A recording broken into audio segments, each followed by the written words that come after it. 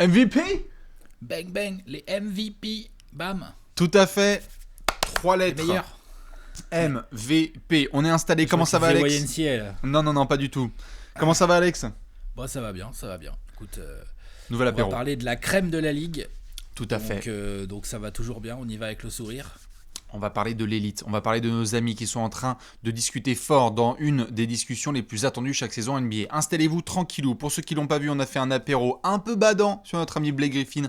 On enchaîne avec nos amis, les Most Valuable Players. Vous le savez, j'en vois déjà qui sont en train d'écrire en caps lock dans les commentaires en mode « Moi je pense que c'est Stephen Curry le MVP aujourd'hui !» On va prendre le temps et on va respecter la tradition. Vous le savez, parfois on fait des petits Bradley bilans. Beal là Et- dans le visuel? Oh, et Domantas Sabonis, est-ce qu'on parle assez des minutes de Domantas Sabonis? Vous connaissez la petite tradition. On fait chaque saison des points sur la course au MVP. Et on a une méthode assez particulière, c'est qu'en fait on prend plusieurs joueurs, on essaye de prendre un panel assez large, on fait les dossiers du positif, du négatif, on essaye d'un petit peu faire un CV, un peu une lettre de motive, et ensuite on va devoir tranchouiller, mon cher Alex. Ouais. Et il y a du candidat cette année, je trouve. Tu vois, on a des courses au MVP, hashtag les 2 dernières saisons, où t'arrives au tiers, là on est quoi? On est au tiers à peu près de la saison? Ouais, on est à peu près... Gentiment. Oui, c'est ça.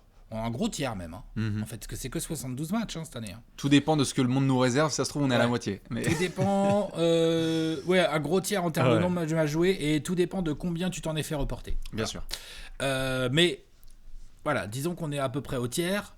Les 2 dernières saisons, au tiers, je veux pas être désagréable, on avait déjà une bonne petite idée du top 2-3. On se disait, c'est clair. Et ça a pas trop bougé selon la saison. Alors que là, tu peux faire plusieurs podiums pour le MVP. Tout à fait. Bon, à mon sens, il y a un numéro 1. J'en parlerai plus tard. À mon Mais sens, tu c'est un peux podium. faire plus... Ah, bah tu vois, moi, je... On va en parler. Ouais, Non, bah, pas tu vois, maintenant. perso, moi, Pas j'ai, maintenant. le podium, il se discute fort. Hein. Ok, moi j'ai un podium très très clair, on aura l'occasion de discuter, Ah ouais, donc déjà on est en d'accord. désaccord, ça annonce des très belles choses. Et j'ai vu D'accord. notamment sur les réseaux, on a pu en discuter un peu, que ce soit sur Twitch ou sur Twitter, sur Facebook, sur le site de Trash Talk et sur Insta, beaucoup de gens qui ont leur propre avis sur ce podium du MVP. Comme tu viens de le souligner, on est tout à fait d'accord sur le fait que c'est très disputé, qu'il peut y avoir tout type de profil qui se présente, qu'on va avoir des équipes avec des candidats où les équipes peuvent être encore meilleures et à ce moment-là les joueurs sont propulsés dans la course. Bref, c'est vrai que ça va être une course assez intéressante, je pense, jusqu'au 22 mai si tout va bien. Exactement. Ouais, grosse course en perspective. C'est ça. Donc j'ai essayé, regardez comme j'ai essayé de me skillser au max sur Paint. On a fait un magnifique. Je pense que Léonce doit faire à peu près une crise d'épilepsie en voyant ce décor. Il est là, il fait bien. Bravo. Et oui, on a essayé de faire ça comme il faut. Et donc vous voyez, il y a quelques candidats. Attention, j'en vois déjà qui ont vu les têtes qui sont présentes et qui se disent « Oh !» Comme tu me l'as dit en off, il n'y a pas Bradley Beal. Ouais. T'aurais pu mettre Devin Booker quand même par contre. Hein. Mais allez.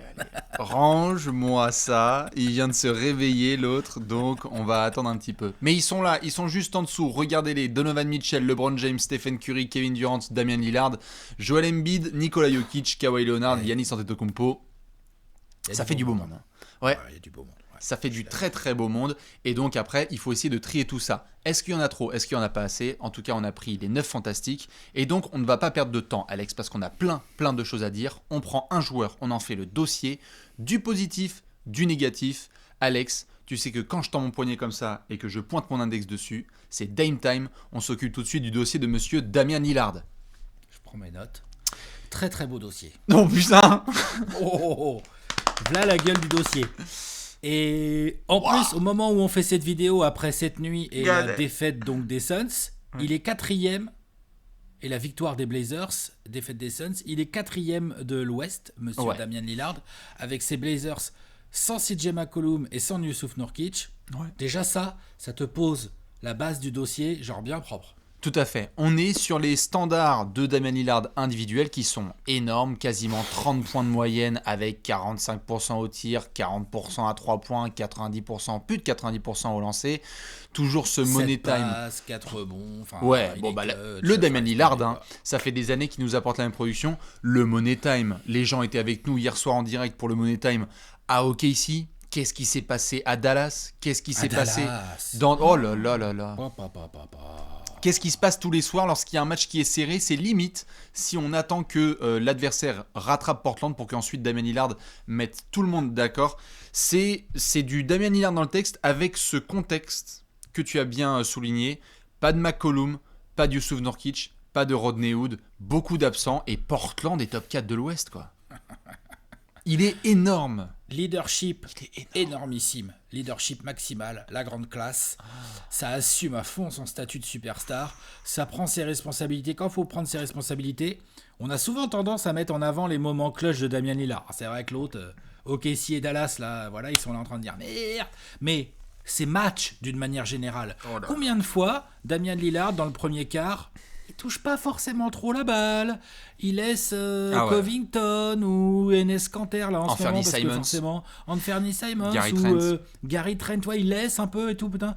Et tout d'un coup quand le match il est un peu serré, bam, Damian Lillard il débarque, il t'assomme le troisième quart et Portland gagne. Ce qui fait ça aussi Damian Lillard. Alors ça se voit moins en termes de clutchitude parce que c'est pas le gros tir pour niquer Dallas ou quoi, tu vois, genre c'est différent. Ouais. Mais qu'est-ce que ça compte aussi ça? Non, qu'est-ce que c'est taille patron quoi ça. C'est ça. Donc alors moi je in love with Damian Lillard là, moi sur cette saison là, il est bluffant, il a progressé encore. Hein. Ouais, Dame est total, il est trop fort alors qu'en plus même quand il y avait CJ McCollum qui était là en début de saison, on voyait le jeu de Terry Stotts, on commençait à froncer les sourcils, on se disait ah putain, tout pour l'attaque, pas trop de progrès. Là, c'est vraiment Damian Lillard qui prend des charrues et on y va les gars. Et c'est pas pour manquer de respect à tous les garçons qui l'entourent, mais tu vois que l'effectif n'est pas complet. C'est impossible de ne pas mentionner le shoot à Chicago, 44 points, victoire au buzzer, tous ces money time qui sont complètement gérés. En fait, quand on regarde le dossier de Damian Lillard, on a envie de dire, bon, il est fort dans les grands moments, il est fort individuellement, il est dos au mur et il est en train d'essayer de tracter Portland le plus haut possible, mais... Avant ton mais... Oui. Il y a quand même, faut même préciser par rapport à ce que tu viens de dire sur McCollum, il perd un McCollum, il perd pas n'importe quel McCollum, il perd un McCollum qui jouait comme un All-Star. Il perd un Jordan McCollum, tout à fait. C'est ça, voilà. Bien sûr. Vas-y maintenant. Ah non, mais ce que j'allais dire, c'est que on a beau faire tout ce dossier, Alex, on a beau dire à quel point on kiffe, à quel point on a le poignet, et on a Audemars Piguet qui est présent, d'ailleurs on attend toujours le sponsor, mais top 4 de l'Ouest, il faut être plus haut. Malheureusement. Pour être MVP, tu veux dire? Tout à fait. On a dit qu'on faisait les dossiers complets, donc qu'est-ce qui manque à Damian Lillard? Ah bah il manque un peu de win collective. Il manque, mais un retour de McCollum peut suffire à Damian Lillard pour être propulsé. Hein. Ils jouent vraiment bien les Blazers. Hein. Bah ouais. Ils jouent vraiment bien. On les avait. Vas-y, je t'en prie. Toi, tu les avais mis très haut dans tes previews. Moi, je les ai mis podium, je crois, de l'Ouest, parce on les avait désignés comme une des meilleures intersaisons de toute la NBA. Ouais, bon, malheureusement, il manque 2 joueurs clés là, donc c'est plus dur à jauger. Hein. Ouais. Mais au moins, tu vois qu'il y a un peu plus de profondeur de banc que l'année dernière. Tout à fait. Non, bien sûr. Donc, qu'est-ce qui pourrait manquer à Damian Lillard? Ouais, du résultat collectif et puis aussi, qu'est-ce qui manque à Damian Lillard par rapport au dossier des éventuels gars que tu vas mettre devant? Ah bah ça. Parce que si tu dis ça, tu sous-entends que tu vas mettre des gars devant. Moi, je conçois ça. Mais je trouve qu'il manque pas grand-chose à Damian Lillard, à part quelques wins des Blazers et genre de gratter, de rentrer dans le top 3 et de s'y installer à l'Ouest. Moi, s'ils sont top 3 à l'Ouest, attention, très très fort. Hein. Ah mais bien sûr. Je peux mettre un bulletin Damian Lillard dans l'UL sans problème, moi. Ah bien sûr. Mais effectivement, c'est peut-être plus... C'est pas contre Damian Lillard, c'est qu'est-ce que les autres ont en plus. C'est ça. Les autres ont en plus parce que allez, on va dire que quels ce qui lui manque. Après, faut voir. Hein. Tout à fait. Ce qui lui manque, allez, c'est que 17 victoires pour 10 défaites. Bon là, c'est très bien. Ils ont 1, 2, 3, 4, 5 victoires de suite là, les Blazers au moment où on parle. Donc il faut continuer à en enfiler parce que 17-10 c'est bien, mais c'est pas non plus le sommet de la ligue. Bah si, à l'est si. Mais oui, voilà. Pas à l'ouest. Mais pas à l'ouest. Mais attention, ça compte ça. Ouais, bref. Non, mais si, mais je dis bref parce que tu connais mon avis sur cette magnifique division des conférences. Donc Portland, on leur souhaite évidemment le retour de McCollum à venir avec plus de résultats. Lillard reste Lillard, c'est-à-dire regardez-le tous les soirs, c'est must-see TV, hein, c'est le boss. C'est un des mecs les plus... Moi, je me faisais la remarque là... Alex, quand je vois ta réaction sur le tir à Dallas, et moi j'avais évidemment le tir à Dallas en direct, et hier soir le tir à OKC. J'ai l'impression qu'on va regarder dans quelques années et se dire on a vécu aussi Damian Lillard dans le Money Time. J'ai l'impression que c'est indécent. Le mec, on fera la collection. Il y aura des vidéos, tu sais, de 25 DVD. minutes. Mais voilà, des juste avec des buzzer beaters de Damian Lillard. Mais des Blu-ray, complètement. C'est indécent total. Donc Lillard, dossier énorme. On est d'accord. Je le place juste parce qu'à chaque fois, on va le faire pour chaque garçon. Vous savez que j'aime bien faire ça. On sort le calendrier. 24 février, déplacement à Denver. C'est sur TNT, antenne nationale. 3 jours plus tard, le match suivant, déplacement chez les Lakers, antenne nationale aussi. Donc le 24 et le 27 février, on note bien Lillard versus Nuggets et Lakers. Ce sont des gros tests notamment. J'en profite pour le placer évidemment. Le 23, la veille de Denver, Alex, il joue les Suns. Ah merde, ils n'ont pas gagné tous leurs matchs alors. Voyons voir, parce que je sais que voilà, il n'y a pas Devin Booker, j'ai failli le mettre là dans le coin, mais puis j'ai hésité avec Cam Johnson. Franchement, non, faut arrêter. J'ai hésité avec Mikal Bridges.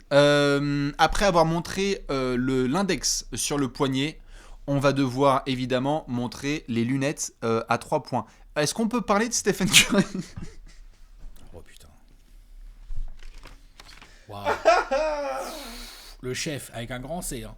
Un grand Le C. chais aussi, parce que c'est défenseur là en ce moment. Nom de Dieu, Stephen Curry. Donc, dans la colonne plus, enfin vous appelez ça la pro de son dossier, j'ai un 30 points en 50, 43, 93. Tu peux répéter pour ceux qui ont pas entendu, s'il te plaît. 50% au tir, 43% de loin, j'arrondis, je crois que c'est 49,9 au tir et 43,5 de loin et 93 et quelques au lancer. 30 points en 50, plus de 40, plus de 90. Waouh, il y a quand même 5-6 rebonds, 5-6 passes à tous les matchs. Et on a des Warriors qui avaient très mal débuté, où ça enterrait Curry là. Ça enterrait Curry et les Warriors au bout de 3 matchs là. Tout à fait. En fait, ils sont plus ou moins dans les prévisions qu'on avait fait nous. Donc attention, des prévisions quand même ultra fiables. D'expertise. Mais voilà, 15 victoires, 13 défaites, 8e de l'Ouest, tout à fait dans la course pour se faire play-offer. Et on peut dire ce qu'on veut, Draymond Green fait un bien fou, Kelly Oubre rentre pas un tir, Wiggins il est toujours aussi mou. V'là la saison du chef. Non, mais c'est une saison de grand malade. On est sur on se rend pas compte du non, on ne se rend pas compte. Et de toute façon, ça faisait des mois quand on a vu la saison dernière se dérouler sans lui au bout de quelques matchs. 3 points, je crois. Ouais. Non, on est sûr. Mais de toute façon, on est sur les bases. On est sur les bases numériques de la saison 2016. C'est-à-dire 30 points avec des pourcentages pareils. Oui, à la ligne de stats, tu veux dire. À la ligne de stats. Oui. Individuel, wins, on est quasi, non mais tout à fait, on est quasi sur ce qu'on a vu en 2016, ce qui est hors norme. Steph prend 11 tirs à 3 points, il en rentre plus de 40%, c'est complètement indécent. Le joueur, après on peut débattre, ce sont des goûts et des couleurs, le joueur le plus spectaculaire ou incroyable à regarder de la NBA est peut-être de retour. En tout cas, je parlais de must-watch avec Damian Lillard, en ce moment... Tu regardes Stephen Curry, je sais pas, c'est les Beatles, c'est les Rolling Stones, c'est énorme de le voir parce que en plus c'est le Curry qui, maintenant qu'il a ses titres, a une telle connaissance du jeu et expertise justement dans le jeu que son jeu sans ballon, le niveau de domination intellectuelle et technique qu'il a en ce moment, c'est énorme. C'est-à-dire qu'il met, non pas ses défenseurs, mais toutes les équipes adverses dans la sauce par sa simple présence, parce qu'il va cutter au bon moment ou qu'il va poser un écran pour Draymond. C'est le retour du chef, quoi, en fait. Et puis toi, je sais que tu aimes beaucoup parler de son jeu sans ballon, et moi je suis d'accord avec toi, son jeu sans ballon est absolument incroyable, ça méritera un top 10 des joueurs sans ballon, un de ces 4 ça. Mais son jeu avec le ballon, le Hero Ball de Stephen Curry, moi je kiffe, c'est un des rares joueurs où je kiffe le voir faire du Hero Ball en fait. Je suis en train de lui dire, vas-y, non, la donne pas, bien sûr. Vas-y, prends l'écran. Tu vois, franchement, son handle, c'est un truc de fou. Ses shoots en sortie de dribble, c'est un truc de fou furieux. Il est capable d'humilier l'adversaire derrière, de foutre une ficelle, il fait des bonnes passes. C'est la joie de vivre. C'est la joie de vivre. Exactement, il y a une énergie, il y a de la joie, il y a du sourire dans son jeu, et en même temps il y a de l'efficacité, parce que c'est du show de ouf, à 50% au tir, 43% de loin. C'est ça. C'est pas... Il y a Bien plein sûr. d'autres joueurs que j'adore regarder, mais il n'y en a pas un seul qui fait aussi bien le show avec autant d'efficacité. Hein. Non. Enfin, Non, après on faut peut voir. continuer. Voilà, on peut discuter, mais faut voir. on peut continuer à débattre, mais ce Stephen mélange, Curry. de ce rayon de soleil qui émane un peu de l'écran et on est là genre waouh, mais le regarder jouer, c'est voilà, tout le monde se marre, Ken Bazemore se marre, les commentateurs se marrent, même les confrères en fait, même les collègues. Je veux dire, il y a des gens qui regardent en ce moment Stephen Curry et tu les vois sur Twitter les joueurs et qui disent genre damn, en fait, LOL. qu'est-ce que tu veux faire? Et là tu sors c'est les clair. pourcentages, et évidemment on est ces pourcentages sur la saison, mais sur le mois de février interdit Non, au moins de 18 ans. Faut pas regarder, voilà. Non, exactement, 37 points de moyenne, 60, 50, 95. C'est des grands chiffres malades. qui n'existent dans cette pas. famille. Non, mais dans cette famille, c'est des fous. Hein. Non, mais Parce ça que là, n'existe juste avant, on parlait de Lillard. On était là, ouais, il met 29 points à 44% au tir et 39% ou 40% de loin. Non, Mais Stephen Curry, en fait, il met un petit peu plus de points et surtout ses pourcentages, t'as l'impression que lui, il fait des lay-ups quand Lillard prend des 3, quoi. Complètement. Donc, non, c'est fou. Le retour de Steph, c'est aussi. Je sais pas si tu avais vu cette anecdote, je la partage juste parce que certains tweetos ont peut-être pu la voir, des gens qui traînent sur Reddit. Il y avait c'était il y a quelques années et c'est ressorti là récemment. Il y a un mec qui avait dit pourquoi est-ce que Steve Kerr ne prend pas les 4 joueurs les plus musclés de son effectif, il les fait se tenir la main autour de Stephen Curry et il se déplace avec lui pour qu'il puisse shooter quand il veut. Ça serait drôle. Hein. C'est génial comme stratégie. Et je pense que honnêtement, tu vois, toi tu te marres et moi je me marre. Tu sais mais que tu mettrais des points. Hein. Tu donnes à Steph la liberté de shooter de n'importe où et tu mets des bodyguards autour de lui. Enfin bref, vous pouvez le voir, c'est sur les réseaux sociaux. Alex, qu'est-ce qui... Avec Draymond et Eric Pascal, ça t'en fait déjà 2. ça fait du bodyguard, ouais. Pas facile à contourner, tu vois. Bon, Wiggins c'est en RTT. Hein, ouais, donc, par contre, Wiggins t'oublie. tu peux le contourner. Non, mais Kevin Looney, non, tu peux peut-être faire un truc. Ouais. Et Wiseman, quand il retourne, Alex, je suis obligé évidemment de poser la question parce que là, on s'est bien fait kiffer sur Steph. Il manque des choses évidentes dans le dossier. Pour être MVP. Déjà, le classement, genre un MVP 8ème de sa conf, alors là, autant pour Lillard, on est là tous les deux, on fait top 4 et tout. Non, 8ème, c'est mort, c'est dead. Faut oublier. Hein. Non, mais vraiment, il peut faire la saison qu'il veut. S'il est 8ème, ouais, c'est pas possible. Tu ne peux Westbrook, pas. il était 6ème, 7ème dans l'année en triple-double. Il était 6ème de sa conférence et il avait réalisé quelque chose qu'on n'avait pas eu depuis 1962. C'est un exploit de ouf. Alors que Steph, c'est un exploit, mais on a la sensation de l'avoir déjà vu. Non, mais... Voilà. Ouais. On prend notre pied tous les soirs, mais on a l'impression de l'avoir jamais vu. Il lui manque beaucoup de victoires. Il manque beaucoup de victoires. Ouais. Et quand tu vois comment joue Kelly Oubre et comment joue Andrew Wiggins, ça va être compliqué. Non, bien sûr. Je vois bien les Warriors se maintenir dans cette zone-là, 7, 8, 9. Tu vois, on verra comment ça bricole les victoires. Mais je les vois pas forcément rentrer dans le top 4, tu vois, genre. Non, le top 4. Non. Si Steph fait cette saison-là individuelle, parce que ce qui est fou avec Curry, c'est qu'il y en a qui disent ouais, Curry, MVP, etc. Bon, évidemment, à titre individuel, quand on le regarde jouer, ça peut être ça. Mais est-ce que ce qui manque, ce serait pas, par exemple, une bonne petite winning streak, quoi. Tu vois, l'espèce de truc de... Parce que là, Steph, en ce moment, il est énorme, mais sur les 8 derniers matchs de Golden State, on est à peine à l'équilibre. Ce qu'il faudrait, ce soit ces performances-là, mais dans une espèce de winning streak où en fait Golden State est imbattable. Je suis d'accord, il manque des winning streaks, il manque des wins, quoi, des wins. Vas-y, en série, pas en série, mais vas-y, gagne. Il faut gagner soit 2 tiers de tes matchs, quoi, pas la moitié. Voilà. Non, bien sûr. Donc, même plus que 2 tiers. Et il y a un autre joueur, il y a peut-être même mais au moins un autre joueur là que j'ai en tête, dont on va parler dans cette vidéo, qui a des stats absolument monumentales, mais qui a un souci de bilan. Tu vois, donc il n'y a pas de raison qu'on ne le dise pas pour Steph Curry, vu qu'on va le dire pour d'autres joueurs. Tout à fait. Pour moi, non. Je l'adore. Sa saison est absolument incroyable. Dès que je peux, je regarde les Warriors pour le chef. Ouais. Juste pour le chef, j'ai pas honte de le dire. Non. Je m'en fous. Mais par contre, franchement, pour l'instant, jamais je lui file mon vote, tu vois. Non, moi non plus. Jamais. Je me ramène chez lui, je lui sers le café, je lui dis merci d'être de retour dans nos vies, parce que le retour de Steph Curry dans nos vies, c'est le retour d'un tel kiff dans le jeu que je me demande encore ce qu'on a foutu la saison dernière. Donc on espère qu'on va pouvoir bénéficier de ça pendant encore plusieurs semaines et plusieurs années évidemment. Je suis d'accord avec toi sur les victoires. Comme d'habitude, petit virage au niveau des calendriers. Attention à la fin de cette première partie de saison. Vous le savez, le 7 mars, il y a le All-Star Game. 1er mars, les Warriors en déplacement chez les Lakers. 4 mars, le déplacement de Stephen Curry chez Damian Lillard. 5 mars, le duel entre Devin Booker et Steph Curry. Donc Stephen Curry chez Damian Lillard. Stephen Curry chez Damian Lillard. Pas besoin. Chacun joue dans son camp. Encrypté comme on dit. Ce sera encrypté. Dites-nous évidemment où est-ce que vous casez monsieur Stephen Curry. On va devoir avancer sur les dossiers parce que Dieu sait s'il y en a des choses à dire. Tu veux partir sur quoi là? On s'est bien amusé sur le secteur extérieur. J'ai envie de, tu sais quoi? J'ai envie de Grèce. Mais de Grèce avec un accent grave. J'ai envie d'Athènes. J'ai envie de Gyros. Je pensais à quelqu'un d'autre. Moi, non. J'ai dit de Grèce avec un E. Oui, accent grave. Tant que tu l'as pas précisé l'orthographe, on peut pas savoir de qui tu parles. Hein. J'ai envie de parler de monsieur Giannis Antetokounmpo parce qu'il y en a plein qui vont rigoler. Il est pas mauvais, non? C'est marrant. Ouais, c'est pas dégueu. Franchement. Bon, je préfère. Ouais, voilà.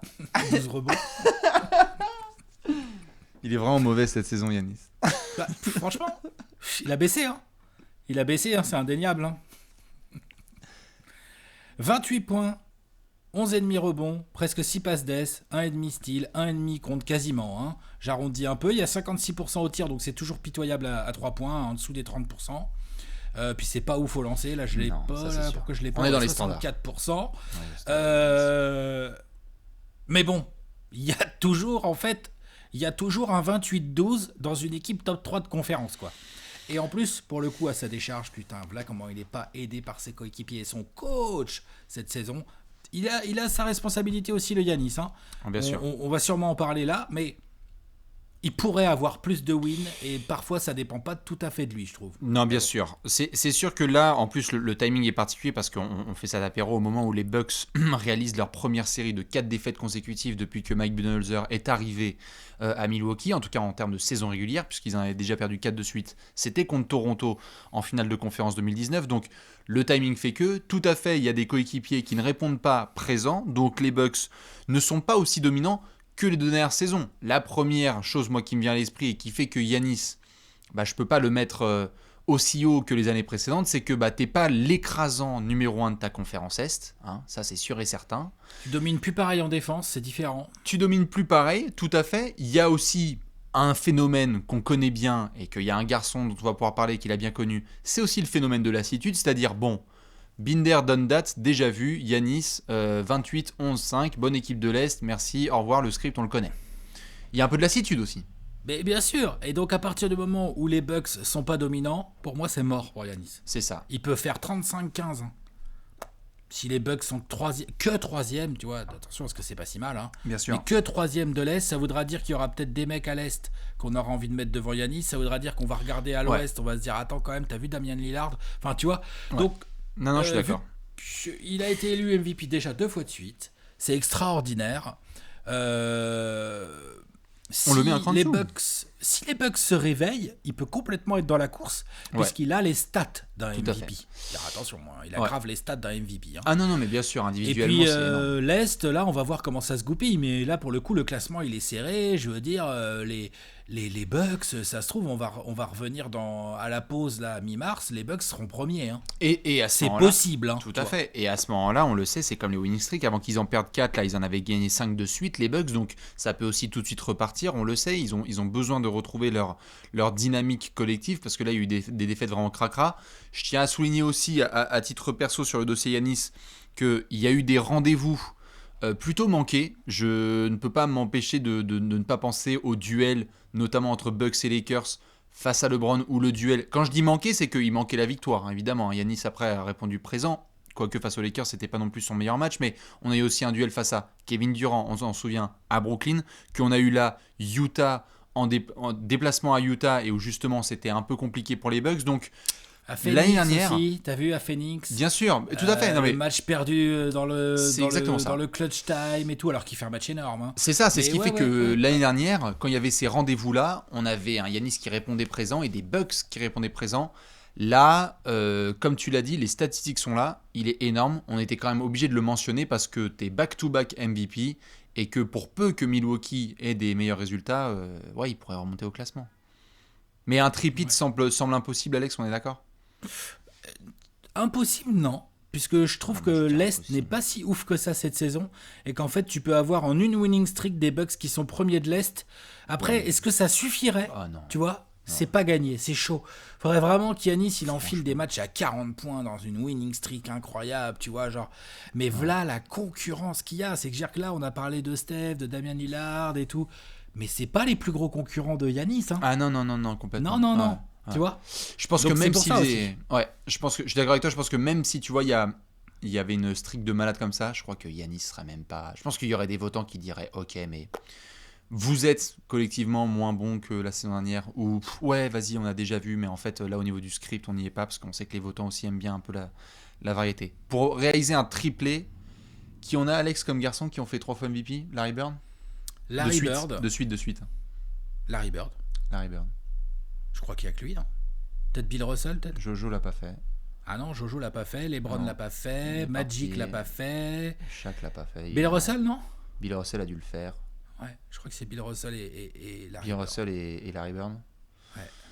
Bon, on va pas ajouter Yanis à cette liste à mon avis. Mais dites-nous évidemment sur le dossier Antetokounmpo ce que vous en pensez. On est assez d'accord avec Alex. On va devoir aller un petit peu plus sur le secteur intérieur parce que j'ai envie de parler d'un garçon.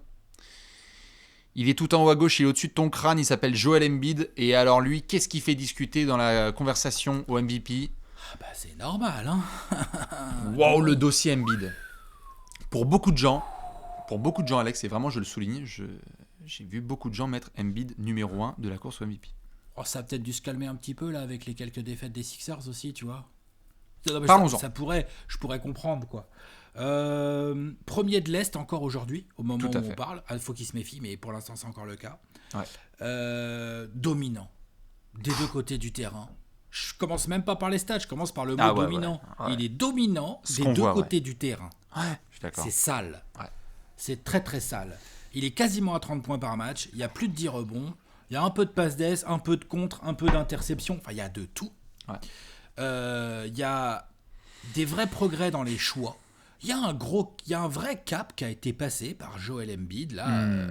Ça doit être l'effet Doc Rivers ou je sais pas, ou quelque chose comme ça, tu vois, genre, ou au moins l'effet départ Brett Brown, parce qu'après c'est peut-être, et il y a peut-être du Doc Rivers, mais il y a aussi les assistants dont on doit parler, parce qu'il y a eu un gros travail qui a été réalisé en interne pour fluidifier l'attaque des Sixers.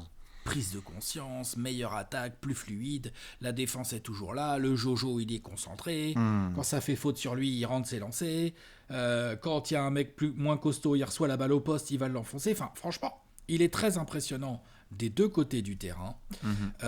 Il est dans une équipe qui gagne suffisamment pour être première à l'Est, donc c'est quand même très important, c'est-à-dire que tu as des Sixers premier de l'Est, avec Joel Embiid à quasiment 30 points par match, des gros pourcentages au tir et quasiment 10-11 rebonds par match. Bien évidemment, oui, c'est un énorme candidat MVP.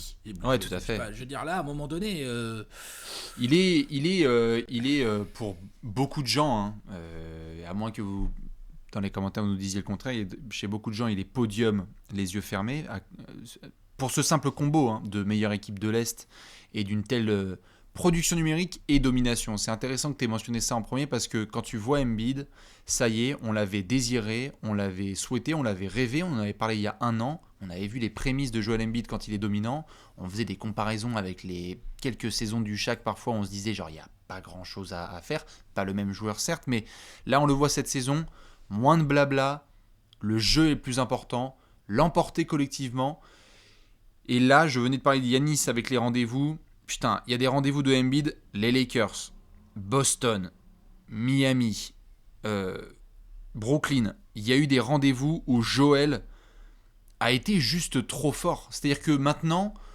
on voit les Sixers jouer et si Embiid joue, on va être là genre bon bah fais chier, tu peux pas arrêter. Il a été trop fort et dans la victoire. Récemment, il a été trop fort dans quelques défaites. Portland, Phoenix, Utah. Il n'était pas à Utah, mais Portland et Phoenix. Il n'était pas à Utah, mais Portland, Phoenix, il est là. Il est énorme, il domine de ouf. Bien sûr. Mais ça perd. Ouais. Bon, ça peut arriver à des gens bien, attention. Mais ça n'empêche pas. Il domine. Joel Embiid domine. Son équipe est première de l'Est. Il a des stats absolument monstrueuses. Qu'est-ce que je mettrais dans la colonne du négatif ? C'est juste, c'est moi, enfin, vas-y, je t'en prie plutôt. Non, vas-y. Moi, juste dans le négatif, c'est qu'évidemment, il y a eu Il y a eu quelques matchs évidemment manqués. Enfin, je veux dire, on est dans une saison particulière et je sais que dans cette vidéo, c'est impossible qu'on la fasse au complet sans parler de cette situation Covid, etc. Donc, il y a eu 6 matchs manqués de Joel Embiid sur 28. C'est vrai que ça fait un peu beaucoup. Ça peut commencer à faire beaucoup par rapport à d'autres garçons où, comme tu l'as dit tout à l'heure et on va le répéter, bonjour la concurrence, ça commence à être difficile d'aller les chercher parce qu'ils cochent toutes les cases. Donc à surveiller, est-ce que ça va être 6 matchs au total sur la saison ou est-ce que Joël va en louper 15, 20 ? Là, ça peut devenir compliqué. Ouais, et puis moi je mettrais autre chose, les Sixers doivent rester premiers à l'Est. Oui, évidemment. Sinon, tu risques d'avoir de la concurrence de Giannis ou d'un autre garçon du front de courte dont on va parler, qui peuvent venir éventuellement te saouler. Peut-être. Mais il faudrait rester premier à l'Est et il faudrait avoir un meilleur bilan aussi. Parce que si tu es premier de l'Est, mais que ton bilan, c'est l'équivalent du bilan du 5e de l'Ouest, ça veut dire qu'il y a des mecs à l'Ouest qui sont plus MVP que toi, non ? Ou pas ? Potentiellement. Ouais, bien sûr. Je vois même, si tu as que le 5e ou 6e bilan de la ligue, je sais pas exactement, fais voir un peu. Ah bah c'est Phoenix qui est en 17-10 et eux ils sont en 18-10, terminé. 60%, ouais, t'es 4e à l'ouest, mais t'as Portland et Phoenix au cul. Ouais. Donc attention. Donc tu vois, ça, entre ça et les matchs manqués, c'est des choses qu'on peut mettre dans la colonne, la colonne bémol. Quoi. La colonne bémol, c'est juste bémol, tu vois, genre... Ça reste pour moi un énorme candidat MVP, Joel Embiid. Il pique les yeux, il crève l'écran. Ouais, regardez-le en ce moment. Pareil, comme tous les garçons dont on parle, regardez-le en ce moment parce qu'on a parlé de Steph spectaculaire, on a parlé de Giannis aussi qui est évidemment dominant athlétiquement des deux côtés du terrain, on a parlé de Lillard très clutch. Difficile en ce moment d'aborder un match des Sixers où Joel Embiid juste est présent sur le terrain et on le sait, quelle que soit la concurrence, c'est le joueur le plus dominant en fermant les yeux. Très très clairement. Donc à surveiller de très très près. Et les fans des Sixers, n'hésitez pas à venir avec vos fourches et vos torches pour aller nous dire pourquoi est-ce qu'il est numéro 1 de ce classement. On enchaîne ? Ouais. Dossier très particulier. Donovan Mitchell. Compliqué Donovan Mitchell. J'ai tenu à le mettre quand même dans le montage. Il est juste ici, Bibi, parce que les raisons sont évidentes. Utah, c'est le meilleur joueur de la meilleure équipe de la ligue. Exactement. Utah est de loin, je veux dire, il y a une compétition avec les Lakers, évidemment, et on peut même parler des Clippers, mais Utah, au moment où on fait cette vidéo, est la claire meilleure équipe de NBA, et c'est Donovan Mitchell le patron. Ouais. Alors après, lui, pour le coup, il est le meilleur joueur de la meilleure équipe de la ligue, par contre, et de loin. Et de loin aussi, il a les moins bonnes stats largement. Individuellement, franchement, c'est le moins fort de la liste qu'on va faire, genre, c'est sûr. Des 9 qui sont là, désolé Donovan, mais c'est très très clair, il n'est pas au niveau. Ah non, bien sûr. On est, donc c'est vraiment un dossier c'est particulier, compliqué. Ouais, parce que en fait, quelque part, j'ai envie de dire, Alex, si on devait remonter à un garçon comme ça, dont les statistiques ne sont pas énormes, mais c'est le meilleur joueur de son équipe, et encore, il faudrait qu'il soit encore plus spectaculaire, je dirais Derrick Rose. On est sur quelque chose à la limite du Derrick Rose, mais on était sur une saison hors norme des Bulls et on était sur un Derrick à un niveau de spectaculaire. Il avait des stats un peu plus élevées que celles de Donovan Mitchell. Ah ouais, et c'était une époque avec un tout petit peu moins la foire aux stats. Je vais regarder, tiens. Il avait du 25-8, quoi, Derrick, quoi. Là, Donovan, c'est 24. Combien il fait de passes d'ess ? Il est en 24 points, 4 rebonds, 5 passes, ouais. 42%, 43% au tir. Enfin, je veux dire. C'est des stats beaucoup moins fortes que Curry, que Lillard, que Giannis, que Joel Embiid, que tous les autres gars qu'on va citer. C'est juste ça, en fait, que je veux dire. Ouais. Je comparais juste par rapport à Derrick Rose dans le sens où ça a été Derrick, le meilleur joueur de la meilleure équipe. 25-8, quoi. Il était en 25-8. Il était en 25-8, mais bon, le gap n'est pas énorme. Par contre, c'est le dernier gars auquel je pense qui était le meilleur joueur de la meilleure équipe et où des gens ont commencé à foncer les sourcils en disant pourquoi c'était pas Dwight, pourquoi c'était pas LeBron. Voilà, c'était juste pour tout à fait, non mais t'as raison. Sauf que là, l'époque a aussi un peu changé. On est 10 ans plus tard. Et que là, il y a encore plus foison de joueurs avec des lignes statistiques incroyables. Ouais, bien sûr. Et donc, du coup, ça joue beaucoup en défaveur de Donovan Mitchell. À titre personnel, je vois pas comment il pourrait être MVP. Non. Voilà, perso, le Jazz peut gagner encore tous ses matchs jusqu'à la fin de la saison. Enfin, peut-être que si. Non, mais vous voyez ce que je veux dire. Non, ce que je veux dire, c'est que il y a le syndrome Spurs. J'appelle ça le syndrome Spurs. Vous appelez ça comme vous voulez. Moi, j'appelle ça le syndrome Spurs. C'est que voilà quoi. C'est l'équipe qui joue trop bien. Et Donovan Mitchell est clairement le meilleur joueur de cette équipe, mais l'équipe joue trop bien. C'est ça, c'est que en Trop plus, bien, quoi. c'est totalement le syndrome Spurs, puisqu'on l'avait vécu pendant des années avec Duncan ou avec Tony ou avec Manu, c'était très bien, mais bon, en fait, t'étais entre les places 5 et 10 du classement MVP et c'était super, et quelque part, tu t'en foutais parce que t'avais tes 60 victoires. C'est clair que quand on voit les matchs de Utah, tu as en effet le fait que Donovan Mitchell est le meilleur joueur, mais par contre, un soir c'est Ingles, un soir c'est Clarkson, un soir c'est Rudy, Bogdanovic. un soir c'est Bogdanovic, un soir c'est Conley en début de saison. Conley, il arrête pas d'être bon. Voilà, c'est ça. Donc du coup, c'est compliqué. Si on avait vraiment un Donovan Mitchell qui, tous les soirs, est le meilleur scoreur et le patron de ce Jazz qui est numéro 1, là oui, on pourrait dire, oh putain, oh quand même. Mais une répartition aussi collective, c'est beau pour le Jazz, ça l'est moins pour le dossier de Donovan Mitchell, je suis d'accord. Ça l'est moins pour le dossier de Donovan Mitchell. Il lui faudrait un dossier, il en est largement capable, hein, mais il lui faudrait un dossier à 28 ou 29 points par match, tu vois. C'est ça. Ça serait plus la même. Mais là pour moi, il est extraordinaire, il est vite fait, il est candidat, mais pour moi, il n'est pas MVP. Moi non plus, pour le moment, ça sort évidemment de ce classement-là, mais il fallait quand même qu'on lui rende hommage. Oui. Petit point calendrier, parce que je ne l'ai pas fait avec le garçon précédent, avec Joël, juste pour Donovan Mitchell, 2 matchs là face aux Clippers. Ensuite, ça va jouer, donc c'est le 18 et le 20, ou plutôt c'est ce soir et le 20. On a un match face aux Lakers le 25 février, donc joli petit programme.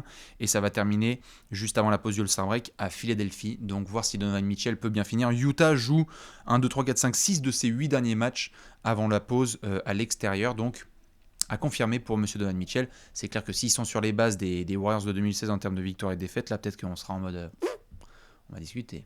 Ouais, bien sûr. Non, en fait, c'est comme si tu me dis si je dis une connerie, mais j'ai plus le sentiment que c'est genre ok, bon, unanimité pour Quinn Snyder, mais laissons Donovan Mitchell là-dedans, quoi.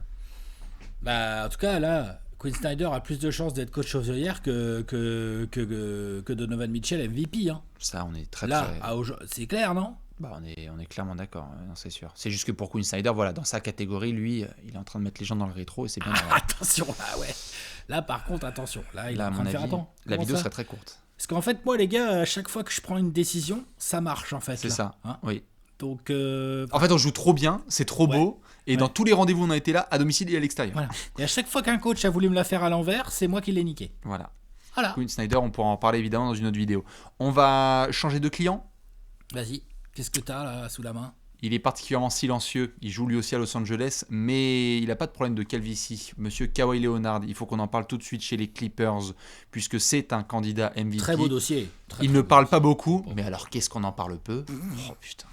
Voilà le dossier du gars, quoi. Oh, Kawhi. Le dossier du gars. Tu sais, t'en souviens, Alex, au début de saison, quand on était là, genre Paul George. Dossier de Kawhi. Kawhi, c'est.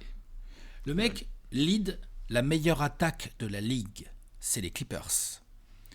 Et le meilleur joueur de cette meilleure attaque de la ligue, qui est 3e de l'Ouest, c'est Kawhi Leonard avec 27 points par match, 6 rebonds, 5 passes, presque 2 interceptions. Enfin, j'ai pas besoin de faire état de la qualité défensive de Kawhi Leonard, je pense. Hein. Voilà. 51% au tir, 39% de loin. Putain. Voilà, bordel. Il est en 50-44. 51%. Il est à combien au lancer? Attends, je vais checker. 88. Petit joueur. Get the fuck out. Kawhi, il est joueur. Kawhi, il a 27 points à 51, 39, 88. Putain. Ouais. Stop. Il a augmenté son nombre de passes. Un petit peu, ouais. Il a un petit peu augmenté son nombre de passes, tout à fait. Il a réduit son nombre de balles perdues. Non, c'est trop fort. Putain. Ah, il est trop fort. Et en mid-range, mais genre, bientôt, il va faire pâlir Kevin Durant, bientôt.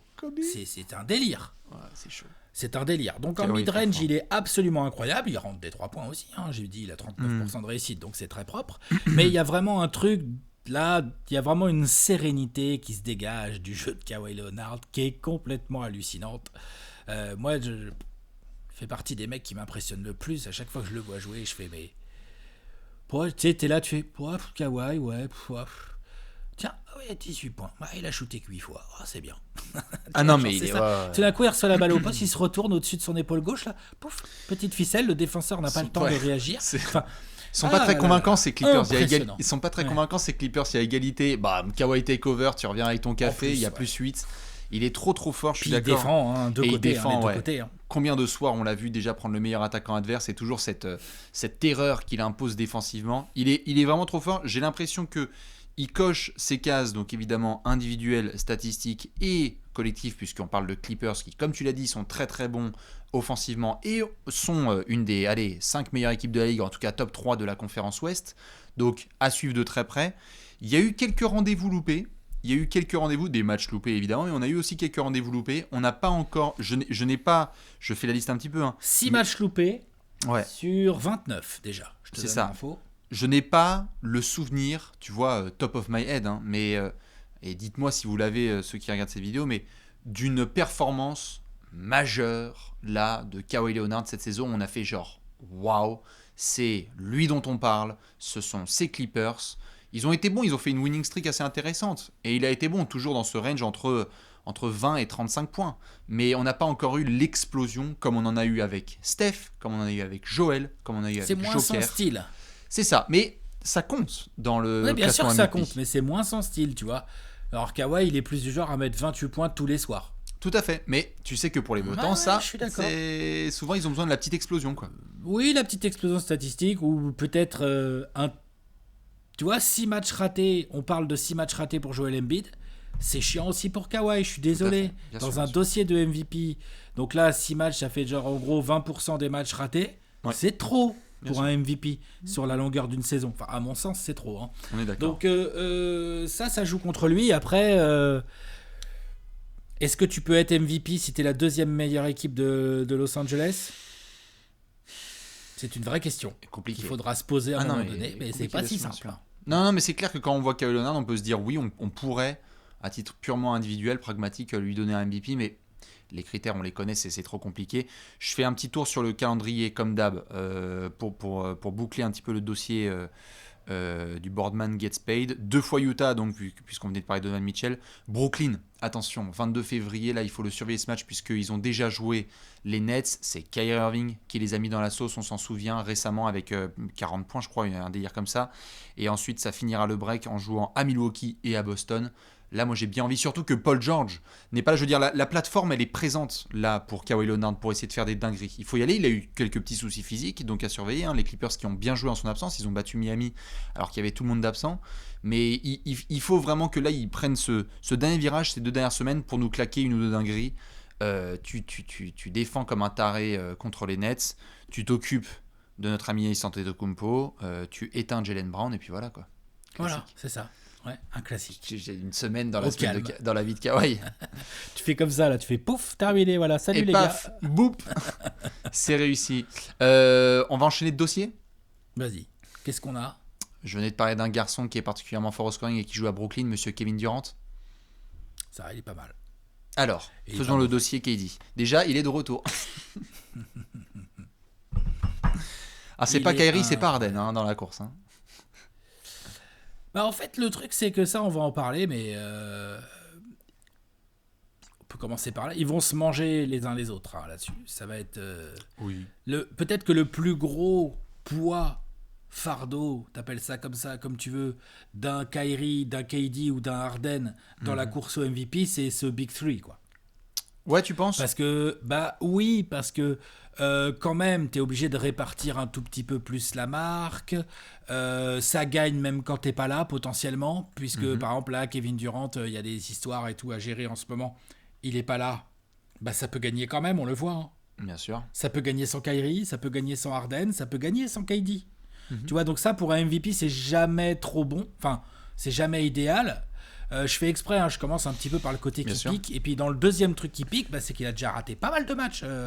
L'ami Kevin Durant, c'est pas que de sa faute, mais malheureusement pour lui. Ouais. Non, mais tout à fait. On se souvient de ces images, notamment il doit sortir du match en pleine rencontre parce qu'il a côtoyé quelqu'un qui avait été. Cas contact, là. Cas contact, ouais, tout à fait. Donc, c'était frustrant pour lui, il a été le premier à dire libérez-moi. C'est vrai qu'on a eu un début de saison de KD où on s'est éclaté, tu t'en souviens, nous on était dans le métro, on disait genre qu'est-ce qu'il a mis aux Nuggets, qu'est-ce qu'il a mis aux Nuggets, il est trop fort, qu'est-ce qu'il a mis. C'est le retour de KD, on se demandait justement qui allait faire ce comeback et allez, quand il est sur ses 2 jambes et qu'il est là entre deux, c'est un des 3 meilleurs joueurs au monde qui est de retour. Je pense que là-dessus, on est corda. Enfin, après on peut continuer à débattre, mais quand Kevin Durant joue, il est dans la catégorie des LeBron. C'est un MVP. C'est un MVP en puissance. C'est ça, en essence. Il se réveille, il est candidat.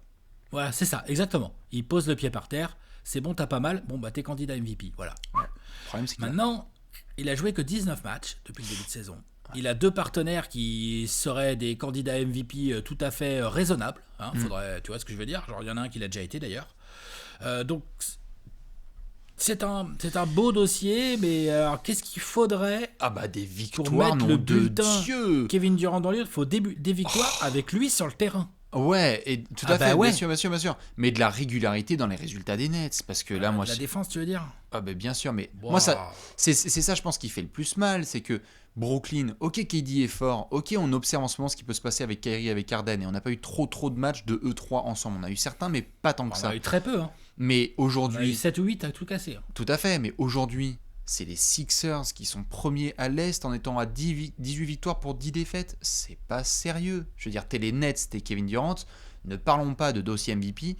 Si tu es à 18 victoires pour 12 défaites et que tu as pris des valises au niveau de ta défense, tellement ça Je suis chie, d'accord. c'est trop compliqué pour eux, quoi. Des victoires. Il faut une winning streak des Nets, quoi. C'est pas possible. Parce que Une grosse. tout à fait, parce qu'une winning streak des Nets, tu parlais à l'instant du fait que ça peut avoir lieu quand il n'est pas là et quand il y a Harden et Kyrie, mais il faut que KD soit là, que ça gagne des matchs, et juste en étant présent, en enlevant son chasuble et en gagnant des matchs, il sera sur le podium, KD. C'est limite inné, quoi. Ça lui colle trop à la peau. C'est un des meilleurs joueurs au monde. Donc, juste en étant présent sur le terrain, on va dire, on est obligé de prendre KD en considération. Trop fort. Il est trop fort, mais pour moi, pour l'instant, c'est compliqué. Il n'est pas dans la meilleure situation pour l'instant. Je suis d'accord. Je sais pas si on avait fait la petite... On a fait la ligne...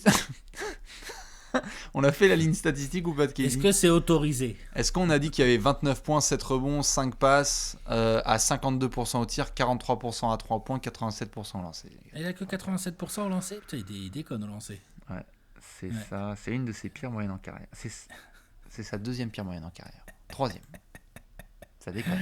Kevin, tu t'appliques un peu. Ah là là. Ouais, non, mais il est trop fort. Mais tu vois, il y a que 19 matchs aussi. Je me répète, mais c'est pas beaucoup. Ce n'est pas assez. Kevin Durant, on l'attend bien évidemment au taquet. Je dois évidemment passer par le calendrier. Et alors là, messieurs, dames, vous voyez ce sourire? Attention. Ce jeudi, match face aux Lakers. On va enchaîner. On reste à Los Angeles pour jouer les Clippers. Ce sera le 22. Ensuite, Sacramento, Orlando, très bien. Un duel contre Dallas le 28 février, ça ce sera intéressant. Et on termine le Texas avec les Spurs et les Rockets. Immanquable, la doublette Lakers-Clippers. C'est sur cette fin de semaine.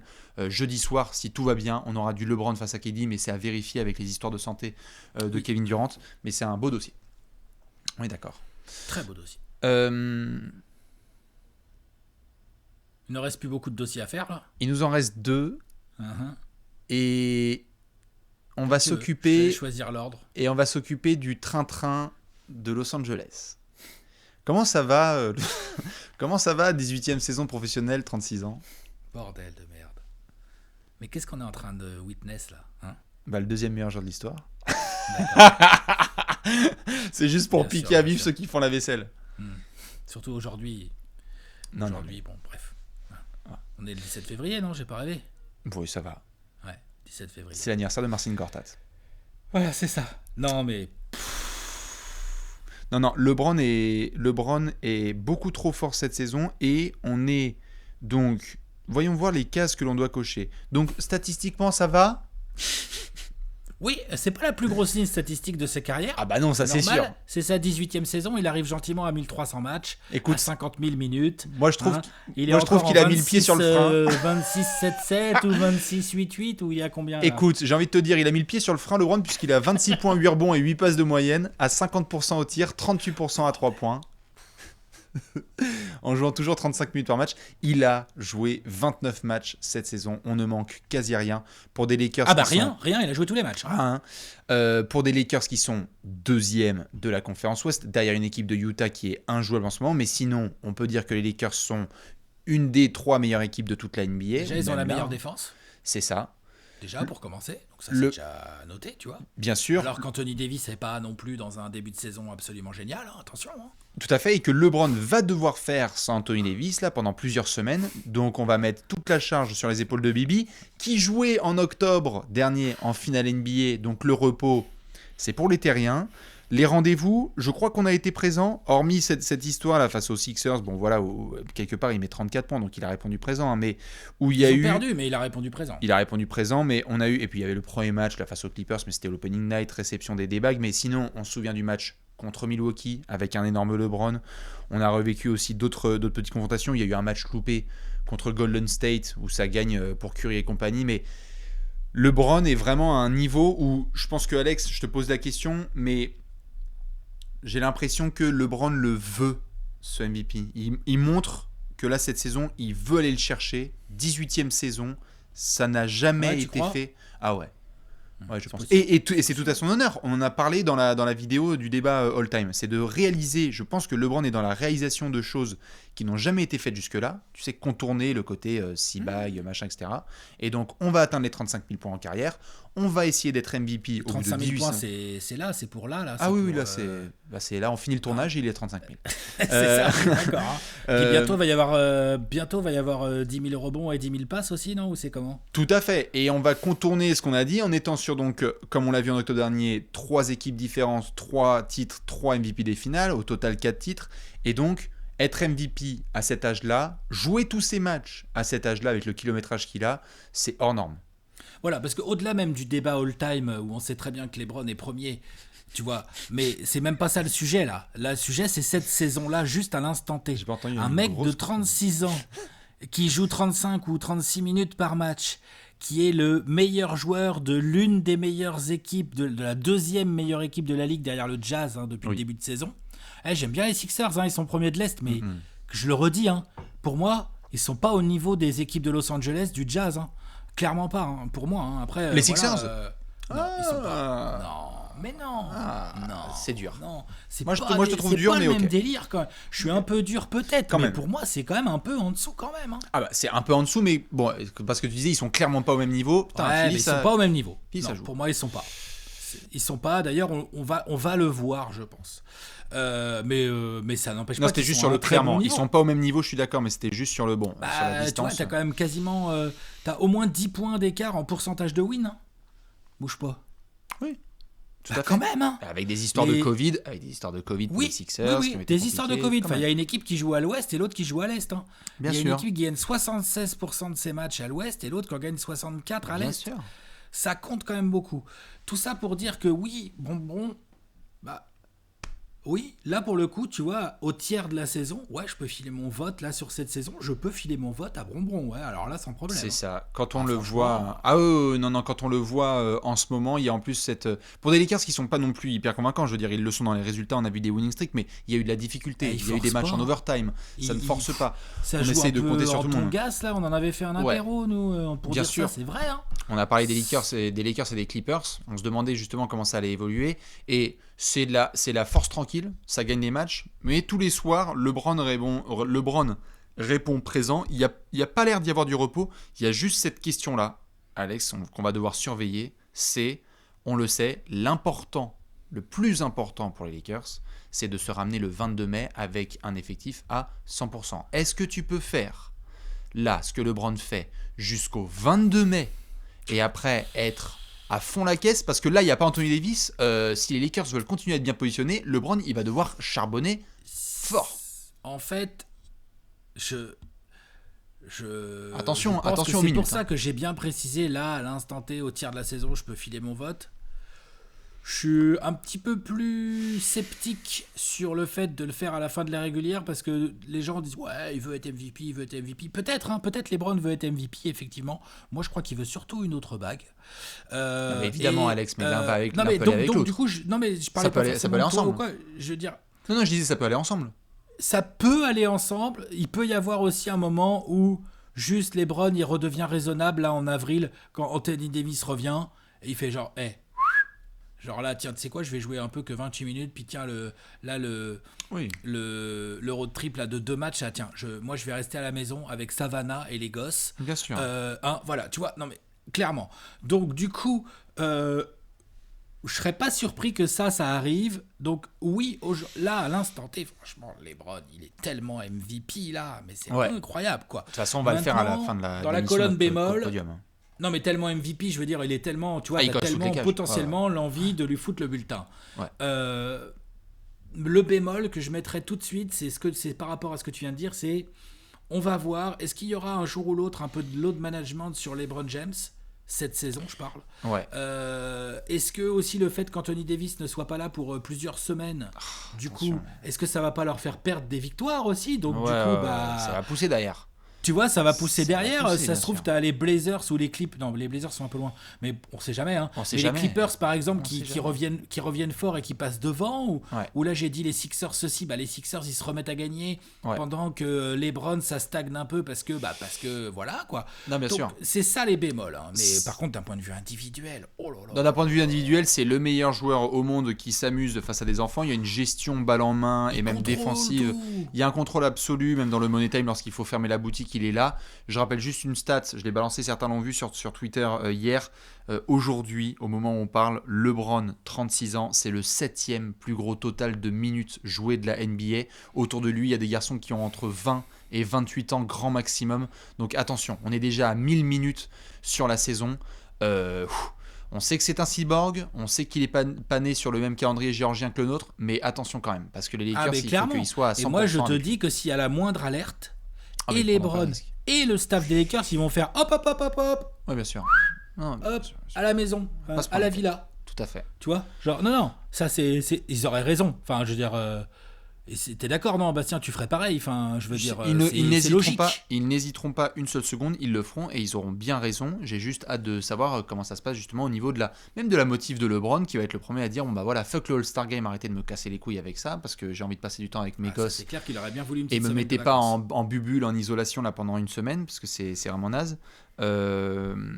Mais oui, je suis d'accord, ils vont faire hyper attention. Un petit coup d'œil quand même dans le calendrier. Brooklyn, là comme je l'ai dit, c'est donc ce jeudi soir, puis Miami, remake des finales Miami, même s'il y a eu des défaites, il y a au moins un effectif qui est un peu plus complet ces derniers temps. Match à Utah le 25 février, Lakers Jazz, ça sera très important. Et puis le remake des finales de 2016, 15, 17 et 18. Le 1er mars, ce sera contre Golden State. Un petit passage aussi face à Portland. Attention là, à la fin de stretch, là, on n'arrêtait pas de mentionner les Lakers. Il y a du Brooklyn, Miami, Utah, Portland, Golden State et Phoenix. Ça va jouer très très fort pour les Lakers d'un LeBron qui pour le moment est podium MVP à It's Down. On va terminer. Ce qu'il fait. Complètement, je suis d'accord. On va terminer avec un autre garçon qui est particulièrement extraordinaire avec ce qu'il fait en ce moment. Je trouve plus trop les mots pour décrire ce qui se passe avec Nikola Jokic en ce moment. Génie, je peux t'aider si tu veux, j'ai des mots moi. Ouais. J'ai le mot génie. Larry Bird a pris du poids quand même. Hein. Il a un petit peu grandi aussi. Non mais on dit, et croissance tardive, hein. Tu sais que ça arrive ça. Ouais, non, mais Nico Jokic, qu'est-ce que c'est que ce délire? Je pense qu'au niveau ligne statistique, c'est lui le MVP. Ligne statistique, j'ai juste dit le mot ligne statistique. Voilà. Le mec se met en défense. Non, mais... Ne venez pas en bas de chez moi. Mais c'est pas ça, c'est parce qu'après, tu sais, les gens, comment ils sont, bam, ils cut le truc. Regarde ce qu'il a dit, Alex, tu vois. Et toi, tu te retrouves et tout, tu dis, bah oui, mais en fait, j'avais dit un truc juste avant, juste après, tu vois, genre voilà. Oui, parce que je le redis, Alex, il a dit qu'il est numéro 1 MVP, ok. le salaud. Non, il a dit ligne statistique, évidemment, vas-y. Bah ouais, enfin, je veux dire. Vas-y, alors, bon, dis-le pour les gens. 27 points, un peu plus de 11 rebonds, presque 9 passes décisives par match, pardon. Genre, donc on n'est pas si loin que ça du triple-double de moyenne, avec 1,5 interception. Et là où ça devient le plus drôle, c'est quand on regarde les pourcentages. Parce que là, on a 57% au tir. Et Nico Jokic, alors il prend des petits tirs au près et tout, hein, de près et tout ça, mais il prend aussi beaucoup de 3 points, il prend beaucoup de tirs à mi-distance un peu contestés et tout, enfin il prend pas que du facile. Hein. Il en met 57%, 39% de loin, 87% au lancer. Bon. Oui, je maintiens, en termes de ligne statistique, Nico Jokic, bah, il est incroyable, c'est le MVP. Bah, il est, en tout cas, ouais, il est en train de faire des, parce que tu sais, il y a des gens qui pourraient voir la ligne de stats de Steph et te dire what the fuck. Celle de Jokic est plus grosse. Elle est plus complète, si tu veux. T'es quasiment en triple-double. Non, mais bien sûr, mais tu vois, après, c'est chacun ses préférences. Ça. Après, il y a des gens qui sont plus attirés par le triple-double, d'autres par les pourcentages d'un Steph ou par, tu vois, l'espèce de. Oui, d'accord. Oui. Enfin, tu vois, c'est juste les ça. Mais de yo-yo, c'est. Ah, mais bien sûr. Non, mais Jokic en ce moment, quand on le voit sur le début de saison, on a vu 50 points, on a vu... Là, les cartons. Mais on là, a les vu... cartons, t'as raison. Rudy. Bon, ce que Utah a pris par Jokic, ce qu'il a mis au racket, là on tourne cette émission, il y a eu heureusement que Boston s'en sort collectivement parce qu'il était en train de mettre tout le Massachusetts dans sa poche intérieure. Mais tu fais bien d'en parler, parce que par contre il y a des cartons de Jokic dans des défaites. Il y a celle de Boston, et puis il y a le 50 points contre les Kings aussi. C'est le plus gros point négatif, c'est que on est en train de parler d'un garçon qui parfois ne peut pas compter sur Paul Millsap, ne peut pas compter sur Michael Porter Jr., ne peut pas compter sur Paul Millsap, compte sur un effectif qui est pas non plus tip-top en termes de régularité dans les performances, où défensivement, il s'en tape complètement par rapport au passé. C'est limite si tu regardes Jeremy Grant en te disant oh, « Putain, ça me manque ». Et du coup, Denver est en train, pas de gâcher non plus ce qui se passe avec Jokic, mais il est trop fort individuellement. Limite, je serais pas étonné que des gens puissent dire entre lui et Embiid, je préfère Jokic. Tu vois, on parlait de domination. C'est pas la même domination, tu vois, mais la domination. C'est pas pareil, c'est tellement différent. Mais la domination intellectuelle et technique. Là, on venait de parler de Curry, la domination intellectuelle et technique de Jokic en ce moment sur le basket, c'est. En fait, tu t'es bouche bée quand tu le regardes jouer en ce moment, parce que tu te dis, qu'est-ce que tu veux faire ? Non, mais intellectuel et technique, je suis d'accord. Après, si Denver est une passoire défensive, Jokic doit aussi se remettre lui en question en tant que leader, en tant que franchise player. Bien sûr. Même si clairement ses coéquipiers autour, ça aide pas beaucoup. Mais c'est ça le gros bémol du dossier Jokic, c'est que d'un côté, tu as une ligne de stats à un niveau individuel complètement dingue, et de l'autre côté, t'es 7ème de l'Ouest. Tes gros cartons, il y en a deux sur les 3, ils sont dans des défaites. Ouais. Tu vois, c'est pas ça un MVP pour moi. Désolé. Pareil, c'est pour ça on a été clair sur Steph, qui est énorme pour une équipe qui est 8ème de la conférence Ouest. Jokic est énormissime pour une équipe qui est 7ème. Donc oui, je vois que des gens ont sorti, quand on a pu en discuter sur Twitter, la jurisprudence Russell Westbrook 2017. Il est MVP en étant 6ème de sa conférence, mais il réalise une performance qu'on n'a pas vue depuis 1962. C'était quelque chose d'hors norme, c'était extraordinaire tous les soirs, à titre individuel. Et c'est le cas en soi avec Jokic, mais on n'est pas sur le même type de record, quoi. C'est pour ça que j'ai du mal à le voir aller chercher les mecs qui y a au-dessus. Et c'est dommage, parce que putain, Nico... il va falloir enfiler des wins. Alors là, attention, là il faut des séries de wins de malades. Ouais. Parce que par contre, si Denver se met à gagner et que l'autre il continue à tourner avec les mêmes stats, et qu'ils sont capables de revenir dans le podium, attention quand même. Nico a 25 ans. C'est ça en fait, c'est de ça dont on parle. Il faut revenir dans le podium. Ouais. Enfin, il faut y aller pour une fois cette saison. Nico a 25 ans. Comme les saisons dernières. Ouais, non, mais oh là là, il est pas. Non, je vais revérifier juste. Non, mais il est pas dans son prime, on est bien d'accord, Bastien. Il est pas dans son prime. Là, en plus, vu son jeu, on peut se taper 10 ans de ça, là. C'est clair. On peut se taper 10 ans de ça, et attention, parce que là, le jeu qu'il a, là, t'as 33 ans, tu fais ça, mais en rigolant. Tu peux jouer pareil. C'est le old guy par référence, quoi. Nico trop fort, mais malheureusement pas assez de résultats collectifs, on est d'accord. Magnifique, on a été complet. Maintenant, évidemment, on va pas vous dire au revoir, on va devoir trancher. Faites un podium, vous aussi si vous le pouvez. On essaye au moment où on parle, parce que ça pareil, des gens qui séquencent le truc et disent au tiers de la saison. Il est le mercredi après-midi, on est le 17 février 2021. Alex, on va devoir faire un podium. 3, 2, puis 1. Qui tu mettrais aujourd'hui sur ton podium ?